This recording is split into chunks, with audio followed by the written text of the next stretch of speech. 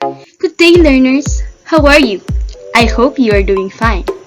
Have you ever wondered how scientists arrange the elements in the periodic table? For you to find out, I, your teacher Genica, will help and guide you recognize the incredible feature of the periodic table in this Module 4, Science 8, Quarter 3. So what are you waiting for? Grab your pen, your module, and let's start learning. We have learning competency, which is to use the periodic table to predict the chemical behavior of an element. In this module, we have also substas. It is to describe the characteristics of an element in the periodic table and describe the properties of metals, nonmetals, and metalloids. Remember also the expected output for this module. So we have pre-test, Activity 1, Word Hunt, Activity 2, Periodic Table Completion, Activity 3, Part 1, Metals, Nonmetals, or Metalloids, Activity 3, Part 2, Metals, Nonmetals, or Metalloids, and Gauge. Periodic table is made up of rows and columns. The vertical columns of the periodic table is called groups. It also identifies the families of elements. The horizontal rows is called periods and number from top to bottom. There are 7 periods and 18 groups. The elements are grouped into blocks or series in the periodic table. So we have the inert gas, the halogens, the nonmetals, other metals, transition metals, alkaline earth metals, alkaline metals, lanthanide series, and actinide series. To start with, we have inert gas. An inert gas is a gas that does not undergo chemical reactions under a set of given conditions, also known as noble gases. We have argon and xenon. Next is halogens. Halogens are nonmetals in group 17 of the periodic table. Due to their high effective nuclear charge, halogens are high electronegative. Examples are fluorine and chlorine. Next is alkali metals. Alkali metals are a group of chemical elements from the S block of the periodic table with similar properties. They appear silvery and can be cut with a plastic knife. Example is hydrogen and lithium.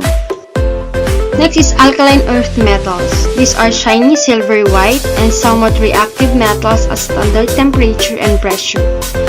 We have examples, calcium and radium.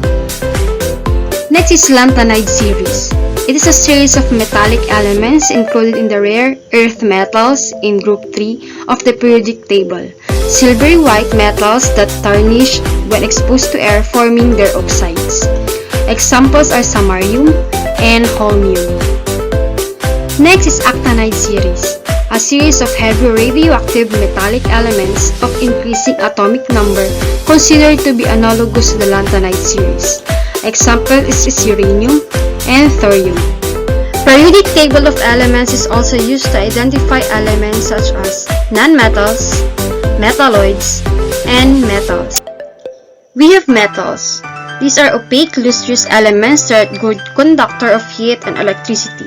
Most metals are malleable and ductile and are in general denser than the other elemental substance. Examples are aluminum and zinc. We also have metalloids. These are the elements which show some properties of metals and some other properties of nonmetals. Metalloids look like metals but they are brittle like nonmetals. Examples are silicon and arsenic. Lastly, we have nonmetals. A nonmetal is simply an element that does not display the properties of a metal. Example is oxygen and neon. To wrap up our topic, periodic table of elements is made up of period, which is the row, group, which is the column and identify families of an element.